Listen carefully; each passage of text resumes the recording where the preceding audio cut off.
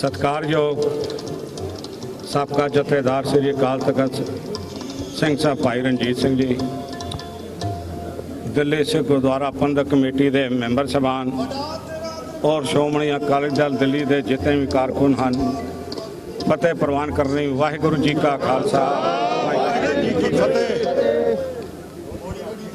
गल जिहड़ी है जे करांगे तो बड़ी लंबी जाएगी।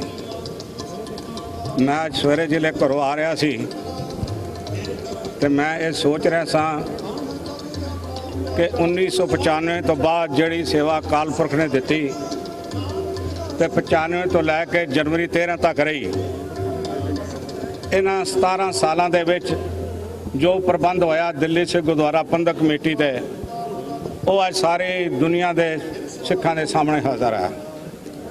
दिल्ली सिख गुरुद्वारा प्रबंधक कमेटी ने कई स्कूल, कई कॉलेज, कई इंस्टीट्यूशन बनाए, विद्या का मयार उच्चा चाह के चले गए। 8 सालों दे विच इन्हां ने जड़ी बड़ी मेहनत नाल दिल्ली के सिखां दी और संसार भर के सिखां दी जड़ी कमाई सी उसनूं किस तरह रोड़िया, ये तुहाडे सामने में 123 करोड़ रुपए तो सफा चढ़ कर गए। उस तो बाद पिछले 8 सालों तो निरंतर गुरुद्वारे दियां स्टेजां तो उगराही मंगदे शुरू हो गए और इस तरह मंगने शुरू करता भी जेड़ा दर ये इतिहासक गुरुद्वारे भावें बंगला साहब है, भावें शीशगंज साहब है, रकाबगंज साहब है, नानू पे हुए जिथे हज़ारां लोकी अपनी खैर मंगण वास्ते आते हैं, अपनी हर दुआ दारू नूं पूरा करने वास्ते आते हैं। अज उन्हां स्टेजां दे उत्ते ये लोकां कोलों और उन्हां लोकां कोलों जिन्हां नाल सिख धर्म नाल संबंध ही नहीं हैगा, उन्हां कोलों पैसे मंगने, दान मंगना शुरू कर दिता। और होर छड़ दिओ, सिख कौम के इतिहास दे विच ना कदी श्रोमणी कमेटी ने, भावें उन्हां ते भी बादलों का कब्जा हैगा, माड़ियां गल्लां बड़ियां हो रही हैं, पर उन्होंने भी कभी भी इस तरह पैसे नहीं मंगे जिवें मैं मंग रहे हैं। टीवी के उत्ते 2.5 करोड़ रुपया दे के इन्होंने पैसे मंगे और जिले पैसे दिते गए तो उन्होंने को भी पैसे मंग ले इन्होंने, जिन्हों का सिख धर्म का पिछले 28 साल 16 तो 38 साल कोई लेना देना नहीं सी। जिन्होंने सन 84 दे विच इंदिरा गांधी के संस्कार के मौके ते ये गल कही, खून का बदला खून। मेरे को बड़े बंदियां ने पूछा बई ये तुसी सुनिया जी? मैं कहा जी कन्नां नाल सुनिया ते अखां नाल वेखिया है। ये टीवी के उत्ते असीं बैठे हुए सी, काम ते साडे कोल है नहीं सी, बाहर असीं निकल नहीं सी सकते, घर अंदर बैठे ही सारा कुछ देखते रहे और इन्होंने बतेरी कोशिश की। मैं पूछना चाहता अमिताभ बच्चन कोलों 12 करोड़ लैके तुसीं खाण वास्ते लेन, वो 10 करोड़ रुपए का तो हिसाब ही कोई नहीं है जिहड़ा उस दिता।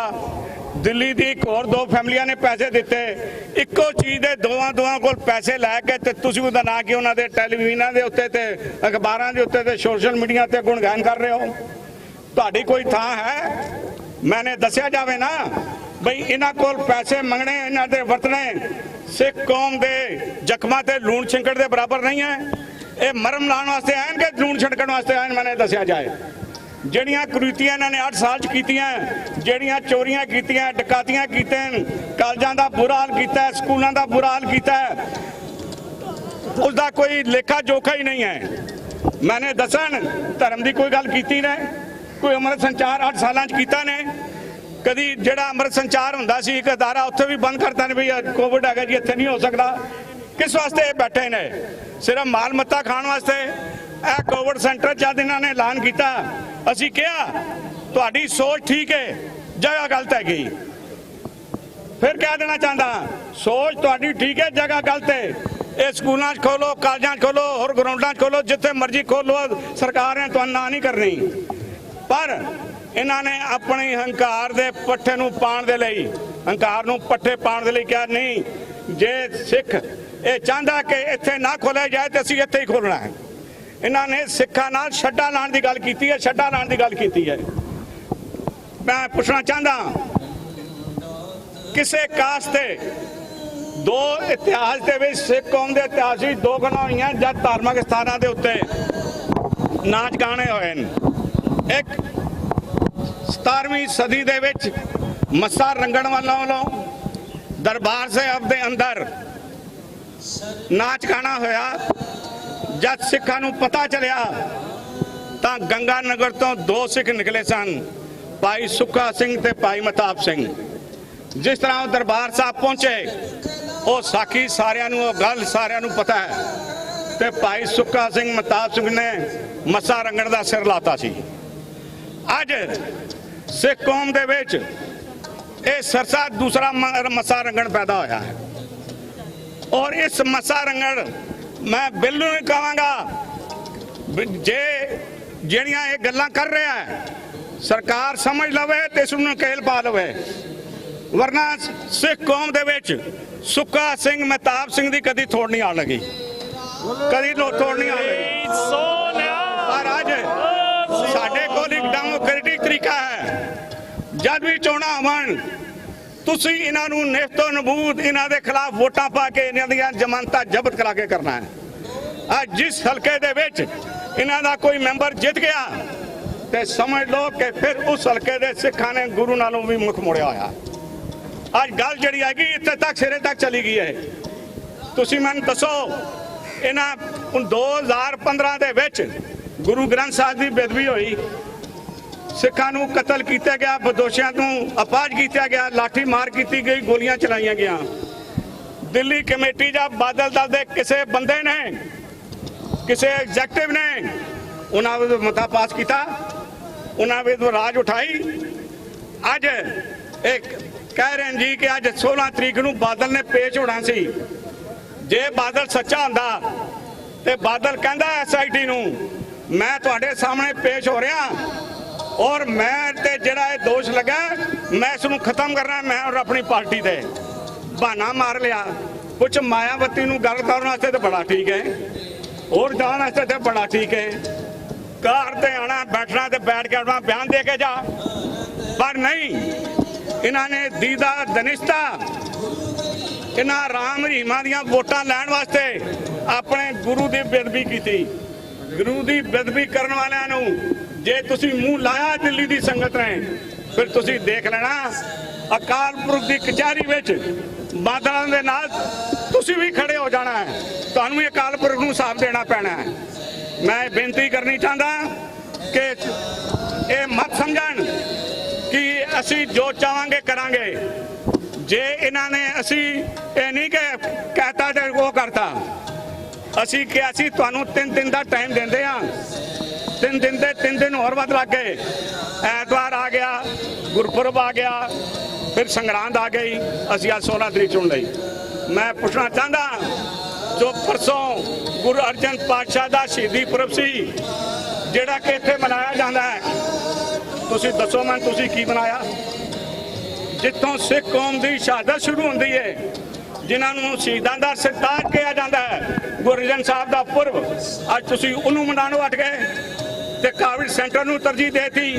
तो कहते हो जी मैं की करा गुरपुरब नूं जी, मैनू इजराइल के अंबेसडर की चिट्ठी आई है, आपने बहुत अच्छा काम किया है, यहाँ 70 मरीज ठीक हुए हैं, इतने मरीज आए केड़े जे 70 मरीज ठीक होए ने तो वो केड़ा डॉक्टर सी जिहड़ा तो ठीक करके गया तो उन्हें तन चिट्ठी देती। सारियां मैनिपुलेशन हैं तेरियां, सारियां गल्लां बनाने वालियां हैं। मैं पूछना चाहता जे इन्हां विच अकल होंदी ते कह रहे भी अज साबका जथेदार सिंह साहब भाई रणजीत सिंह आ रहे हैं, असी उन्हां तो पहले सारा कोविड सेंटर बंद कर दिया है। अज पूरे महीने बाद गुरु हरकृष्ण पातशाह का प्रकाश पुरब है, फिर भी तुसीं नहीं हटाओगे। मैं कहना चाहता जे इन्होंने ये ना हटाया, ये मत समझण कि असी अज का रोज प्रगट करने तो बाद घर नूं बैठ जावांगे। असी इन्हां दा जीवना गुरबर करके रख देंगे, इन्हां नूं किसी जोगा नहीं रखांगे। मैनूं अफसोस है कि जेड़े मर्जी बंदा गुजर जाए, जो मर्जी हो जाए, जब तक सिख कौम को माफी नहीं मंग लेंदे, जब तक इस जगह ते गुरपुरब दुआया नहीं मनाए जाते, तब तक इन्हां दा किसी भी भोग ते किसी जगह ते सोशल बाइकाट किया जाए।